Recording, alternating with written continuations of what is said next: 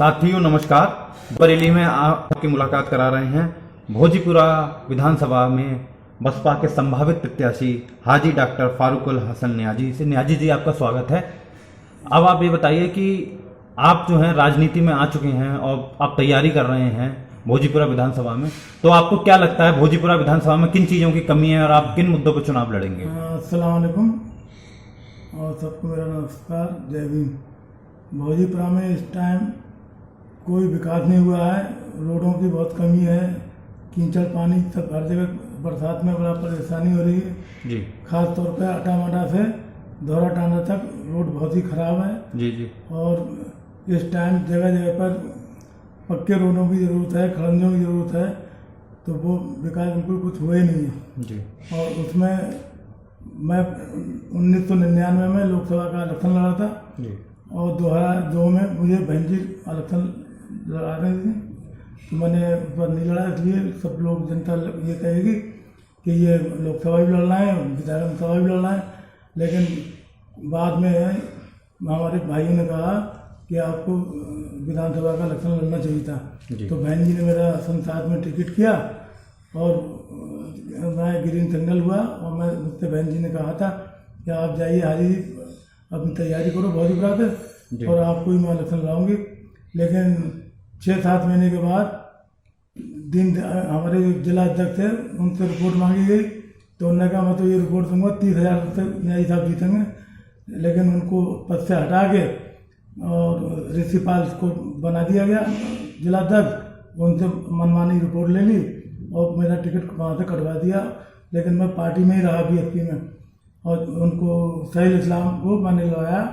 मुझसे कहा गया कि आप बहन जी को मुख्यमंत्री बनाएं, तो हमने कहा हमें तो बहन जी को मुख्यमंत्री बनाना, इसलिए हम वोट दे रहे हैं और पूरे दिल से पूरे धौरा टांडा सब ने सपोर्ट दिलवाई, तो 1120 वोटों से सहील इस्लाम जीते। तो अब बाद में उसके बाद जब बहन जी ने उनका टिकट काटा तो वो तौकीर रजाई की पार्टी से जीत के आए, तो हम नहीं इलेक्शन लड़े। लेकिन इस बार सारी भोजपुरा की जनता ये चाह रही है कि न्यायी साहब हाजी जी आपको हम एक बार विधायक बनाना चाहते हैं और इस बार आप इलेक्शन लड़िए, हम आपको विधायक बनाएंगे। और सारा मुस्लिम और हिंदू, बैकवर्ड, कुर्मी समाज के लोग, गंगवार समाज के लोग ये सब मुझसे कह रहे हैं आप इलेक्शन लड़िए, हम आपको सब सपोर्ट करेंगे और एक बार हम अपने भोजीपुरा क्षेत्र के आदमी को ही विधायक बनाएंगे। जो अब मेरा घर जो है धौरा टांडा के अंदर है, मूल निवास है, वहीं पर मेरा कारोबार है, भट्टा है, राइस मिल है। बोले हर टाइम आप हमें यहाँ मिलोगे और सब हर आदमी आपसे बात भी कर लेगा, इसलिए मैंने अपना निवेदन किया है बहन जी से और मैं चाहता हूँ अगर बहन जी का जो आदेश होगा, बहन जी मुझे यहाँ से लड़ाएंगे चुनाव, तो मैं इंशाल्लाह चुनाव लड़ूंगा और जीत के दिखाऊंगा। जैसे कि इस समय वर्तमान विधायक है वहाँ से भोरन लाल मौर्य जी, हाँ। तो उन कैसा है लोग, आपका उनके बारे में क्या ऑब्जर्वेशन है? क्या वो काम नहीं कर रहे हैं? क्या उन्होंने अच्छा काम किया? क्या कहना चाहेंगे? भोरन लाल मौर्य भी बीएसपी में रहे हुए जिला अध्यक्ष, मैं जिला उपाध्यक्ष था, तो उनके काम से लोग खुश नहीं हैं। और इस टाइम जो है जो सड़कों का, रोडों का, पहले एक बार उन्होंने जो काम कराया था बहुत उनकी चर्चा थी पहले जब विधायक बने थे, लेकिन अब की लोग जो हैं उनसे इस बात से खुश नहीं है कि विकास नहीं कराया हमने। और उनका कहना भी यही बगैर विकास कराए जब लोग अध्यक्ष वो बनना है विधायक तो मैं क्यों कराऊँ। इस बार विधायक में काम में उन्होंने बहुत कमी करी, विकास नहीं करा। अच्छा, जैसे कि मायावती की पार्टी की अगर हम देखें, बसपा की स्थिति बरेली में भी खराब हो रही है और प्रदेश में भी खराब है, सिर्फ 19 विधायक रह गए थे, उसमें से भी आधे चले गए, तो वापस सत्ता में कैसे आएंगी? नहीं, इस टाइम जो है धीरे धीरे माहौल चेंज हो रहा है और हर आदमी बहन जी के शासनकाल को याद कर रहा है कि बहन जी के शासनकाल में लाइन ऑर्डर, भय मुक्त शासन था, अपराध मुक्त, अन्याय मुक्त, गड्ढा मुक्त, इस तरीके का जो उन्होंने नारा दिया था वो सब करके बहन जी ने दिखाया था और पब्लिक खुश थी, कोई भय नहीं था। जो आज इस समय औरतों को डर रहता है, पता नहीं कब इज्जत उनकी लुट जाए। और सारी रोडों का यहाँ के मुख्यमंत्री ने, योगी साहब ने कई बार कहा कि गड्ढा मुक्त कर देंगे, तो लेकिन रोडों की हालत सही नहीं हुई, वैसे ही गड्ढे पड़े हुए हैं और भय मुक्त इस वक्त है, हर आदमी डरता है। अच्छा, वो तो ठीक है। बहन जी काल में नहीं था, बहन जी काल में आज तक सारे लोग याद करते हैं। उनका लाइन ऑर्डर इतना बढ़िया था कि हर अधिकारी बहन जी के से अपने 10 बजे टाइम से बैठ जाते थे। और इस टाइम इतना भ्रष्टाचार बढ़ गया है, चौगुना भ्रष्टाचार बढ़ा हुआ है हर उसमें। अच्छा, अगर आपको टिकट मिलता है तो आप बीजेपी से कैसे जीतेंगे? आपको पता है कि बीजेपी से जीतना आसान नहीं होगा, 300 प्लस विधायक हैं देखिए, इनके। हम सबको साथ में लेके चलेंगे। मैं अकेला नहीं जीतूंगा, मेरे साथ में सारी जनता है। अपने यहाँ तक के जो यादव समाज के लोग हैं, दलित समाज के लोग हैं, कुर्मी समाज के लोग हैं, बैकवर्ड समाज के लोग, और जो मेरी बिरादरी के हैं वो कम से कम 30-35 हज़ार की आबादी हमारी बिरादरी की है। इसमें बंजारा बिरादरी, तो ये हमका सबका सहयोग मिलेगा। कम से कम 1 लाख वोट मुझे यहाँ पर मिलेंगे। और लोकसभा में भी जब मैं यहाँ इलेक्शन लड़ा था तो बहन जी ने मुझे जो समीकरण समझाए थे, बोले हाजी जी कि आप जो हैं चेयरमैन हैं, उनके आपकी भी चेयरमैन है मांगी धौरा टांडा की, तो आप मुस्लिम नया चेहरा हैं, आपको और जाटा मिला के बैकवर्ड मिला के आराम से सांसद बन जाएंगे।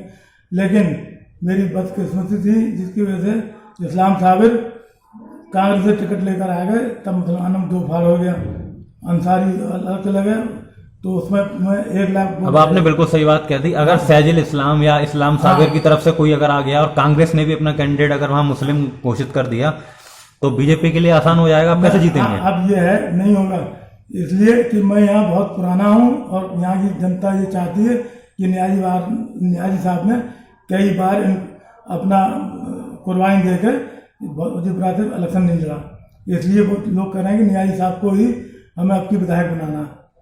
ये क्योंकि सारा मुस्लिम समाज, हमारे अंसारी भाई भी मेरे साथ में हैं।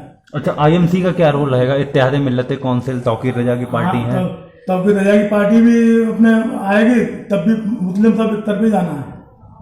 जैसे आपने अभी देखा बंगाल में, वहाँ पर ओवैसी साहब भी गए, सब गए, बहुत सारी कोशिश करी, लेकिन नहीं। आपकी उत्तर प्रदेश में भी यही होगा कि सब एकजुट वोट पड़ेंगे। एकजुट वोट समाजवादी पार्टी की तरफ नहीं जाएगा मुस्लिम वोट? समाजवादी पार्टी की तरफ वोट जाएगा, लेकिन इतना नहीं जाएगा क्यों, उनके आजम खां जो हैं उनके साथ में बड़ी जातियाँ आई हैं और उसमें समाजवादी पार्टी ने कोई उनका साथ नहीं दिया, कोई साथ नहीं दिया। हाँ, तो इसलिए मुसलमान बहुत नाराज है।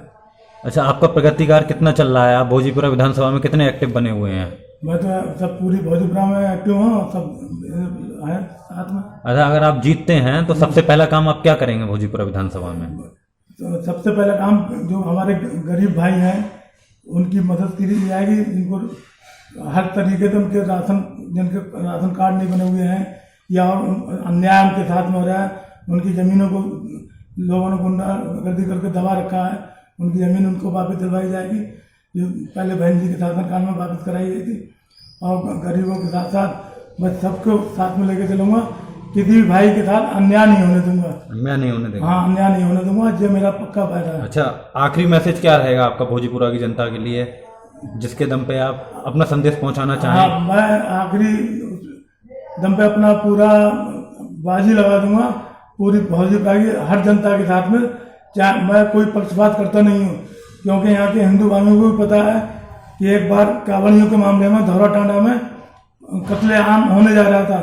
धौरा टांडा में हिंदू मुस्लिम हो रहा था, क्योंकि जमनिया के 52 लोग बगैर किसी परमिशन के कावड़ लेने के लिए निकल गए थे। तो यहाँ पर जब वो वापस आए तो कुमुआ में उन्होंने डेरा डाल दिया, बोले हम जिस रास्ते से आए हैं उसी रास्ते से वापस जाएंगे।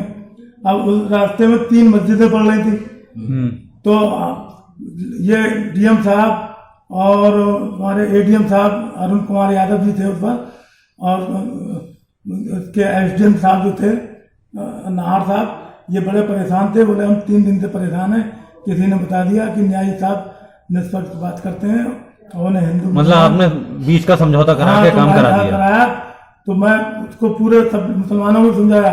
तो बाजार का दिन था, तो मैं उनके शिव मंदिर पे ले जाके पहुंचा पूरे जत्थे को। मतलब आपका कहना है कि अगर आपको मौका मिला तो आप पक्षपात नहीं करेंगे? नहीं, पक्षपात नहीं करेंगे, और मेरे हिंदू भाई सब जानते हैं कि न्यायी साहब जो है पक्षपात नहीं करते हैं, जायज बात करते हैं, वो करते हैं, इसलिए वो सब खुश रहते हैं सब।